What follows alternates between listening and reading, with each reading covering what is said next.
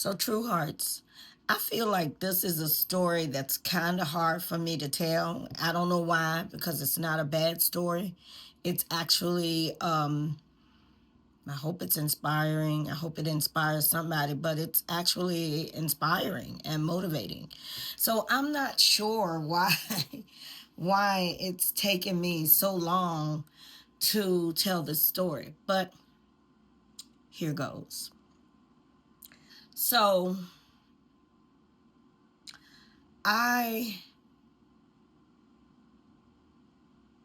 started making six figures, I don't know, maybe 10 years ago, 10, 15 years ago. But anyway, so I left a job that I'd been working, and I had many of them. God in heaven knows I had many of them. Let me tell you something about me. First of all, I never liked working for anyone, ever, ever, ever. It was the worst. Not only did I get fired from jobs, baby, I left some jobs. Honey, I just did not like working for anyone. I knew that I was meant to be a business owner. I knew that I was meant to just kind of stand on my own and do my own thing. I just knew that. I just knew it. But I had some really good jobs, some very, very good jobs. Two in particular that I can remember, well, three in particular. When I was with Richmond Public Schools, I was the assistant to the director for the hospital teachers. So that was a really good job. I mean, I ran the place. I loved it. It was an administrative job. It was the best. Then I was the financial administrator for a dialysis company. Bumped heads with the manager child, and that's how I ended up. But I was there for like, I was at Richmond Public Schools for like 8 years. I was there um at the dialysis company for a little over, I don't know, about maybe 10 years.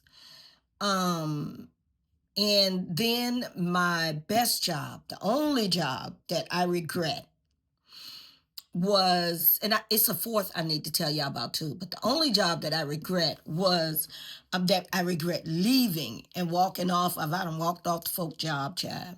But the only job I regret walking off of was, because I could have finished my degree, was when I was the assistant to the director for the School of Medicine at VCU. I was the assistant to the dean of the School of Medicine at VCU. Let's be clear. So, and my dumb tail walked off that job, and I could have finished my degree. So I really regret not giving that job the time that I should have given it. Just stay on there, finish your degree, and go on about your business, Renee. But I hated working for anybody. And the final job was when I was working for Philip Morris. They laid off, quite a bit anyway, whenever things or something went on in the factory or whatever, and or the numbers didn't look good, I guess they laid off, and they would call you back, but they laid off. So, and I'd worked there for 7 years, and I said, that's it. Ain't nobody laying me off no more. I'm not doing this, not another time. So, I left the job. Um, was laid off, and then that's when I went on and got my real estate license. I got my real estate license. I said, I'm gonna go ahead and sell this real estate.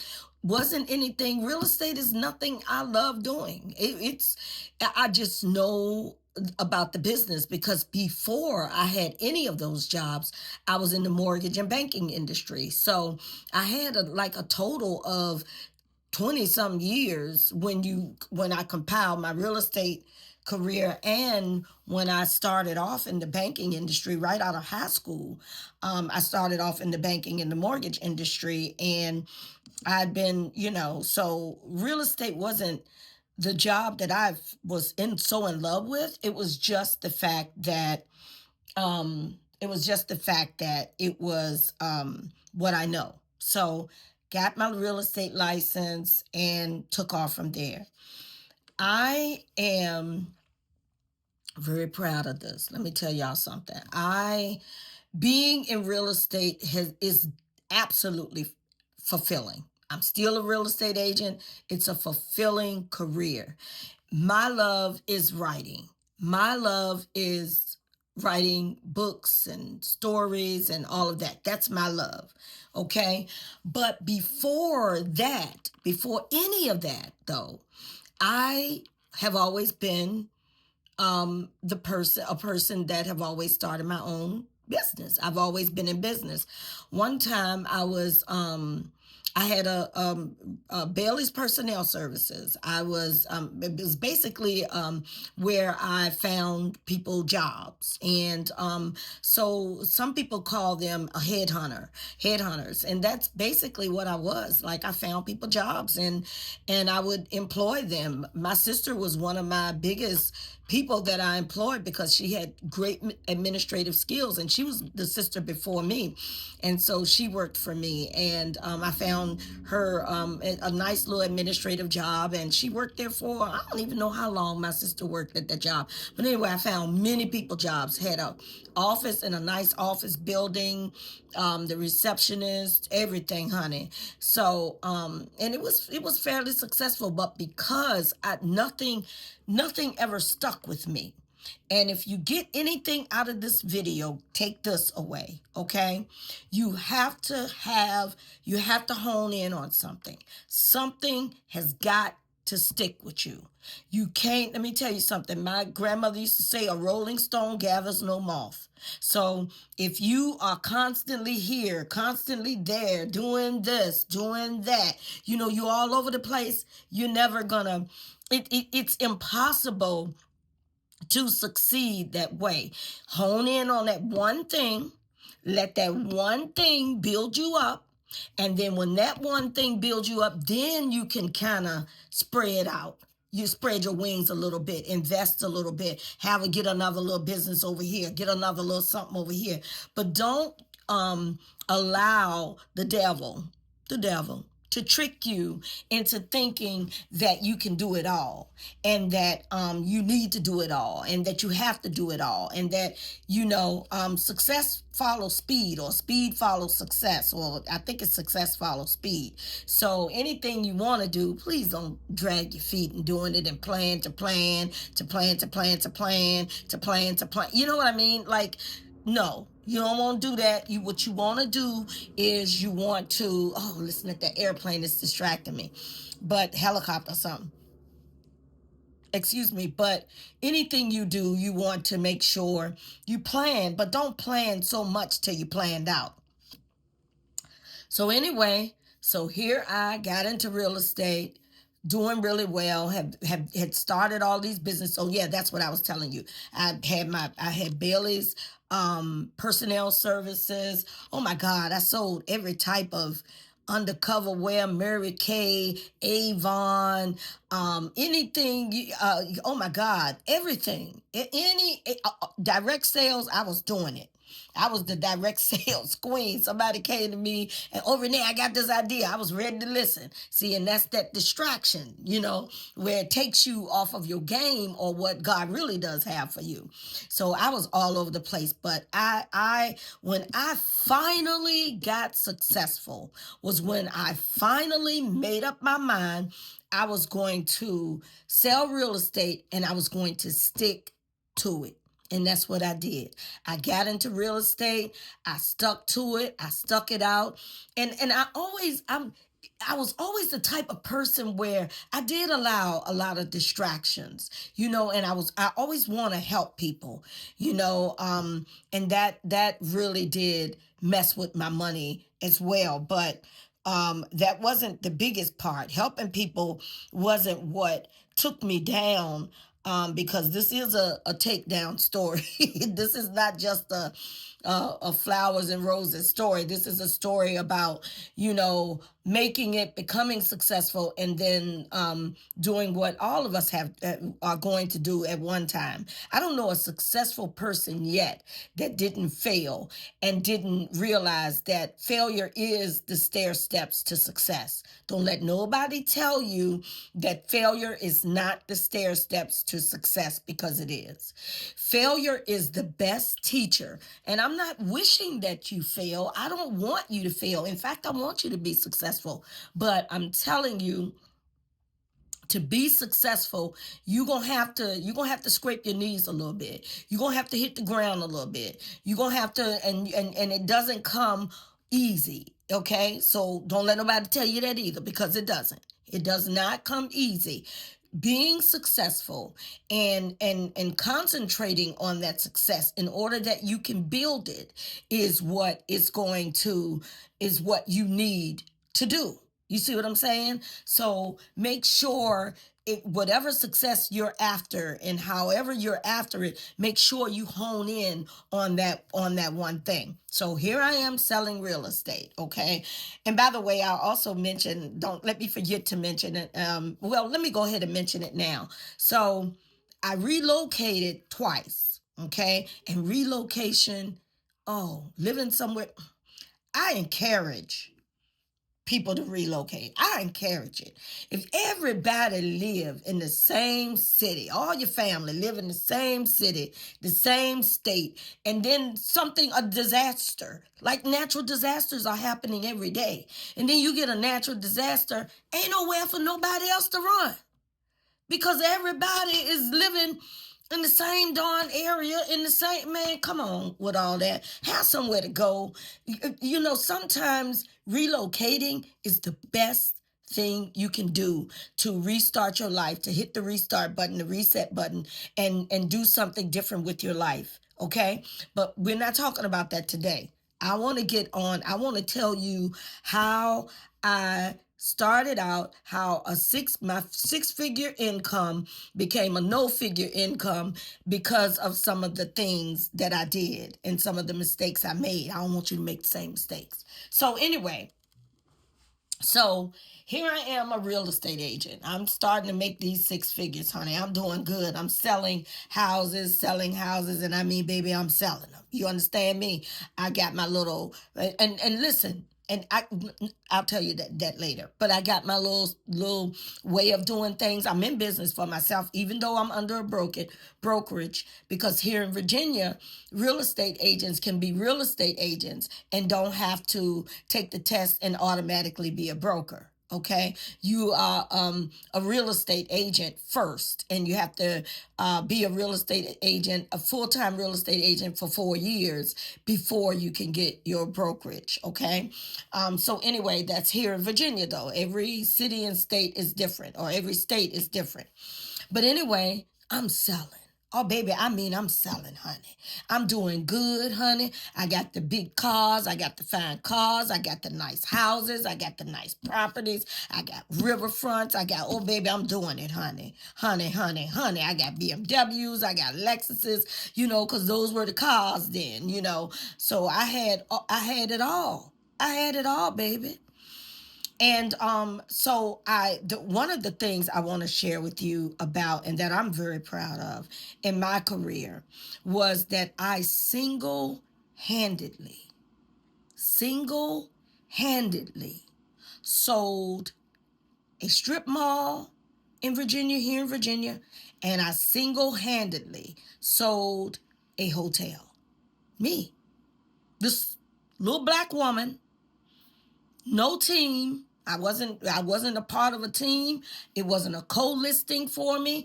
I wasn't a part of a partnership. It was me, myself, and I. Okay? And I'll put the receipts in here so you can see. Single-handedly, baby.